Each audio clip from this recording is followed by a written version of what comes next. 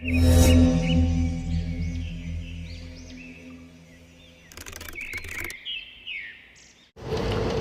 ರಮೇಶ್ ಇದ್ದಾರಲ್ಲ, ಆ ಕಡ್ಕೋಳ ರಮೇಶ್ ಮಗನಿಗೆ ಕಡ್ಕೋಳ ರಮೇಶ್ಗೆ ಒಬ್ಬ ಮಗ ಇದ್ದಾನೆ.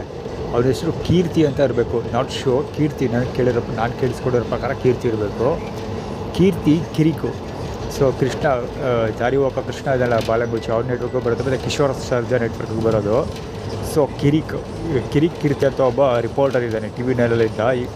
ಈಗ ಇಂಡಿಪೆಂಡೆಂಟಾಗಿ ಕೆಲಸ ಮಾಡ್ತಾಯಿದ್ದಾನೆ, ಯೂಟ್ಯೂಬರಿಗೆ ಕೆಲಸ ಮಾಡ್ತಾಯಿದ್ದೆ ಈಗ. ಮತ್ತು ಬಿಗ್ ಬಾಸ್ ರಿಯಾಲಿಟಿ ಶೋಗಳಲ್ಲಿ ಕಾಣಿಸ್ಕೊಂಡಿದ್ದ. ಸೊ ಇಲ್ಲೇನೆಂದರೆ ಕಿರಿಕ್ ಮಾಡೋದು, ಅಂದರೆ ನೀವು ಒಂದು ಕಾಮನಾಗಿ ನೋಟಿಸ್ ಮಾಡ್ತಾ ಇರ್ಬೋದು, ಈ ಕಡ್ಕೋಳ ರಮೇಶ್ ಹೆಸರಲ್ಲಿ ಕಿರಿಕ್ ಮಾಡೋ ಜನಗಳು ಜಾಸ್ತಿ ಸಿಗ್ತಾ ಇರ್ತಾರೆ. ನಾನು ಆ್ಯಕ್ಚುಲಿ ಈ ಟೈಟಲ್ಸಿಂದ ಗೆಸ್ ಮಾಡಿರಲಿಲ್ಲ.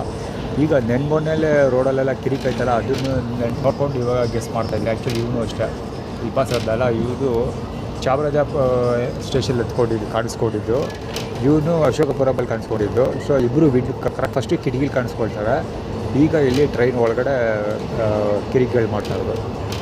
100ಕ್ಕೆ 100 ಶೇಮ್ಲೆಸ್ ಫೆಲೋಸ್.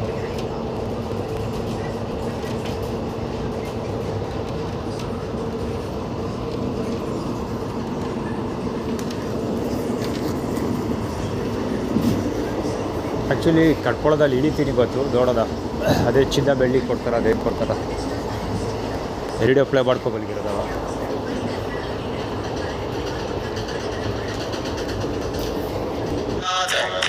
ಯಾಕಿಷ್ಟು ವೇಗಾದ ಹೇಳು ಶಿವ ಯಾಕಿಂಗಾದ ಏನಯ್ಯ ನಿನ ಬಾದ.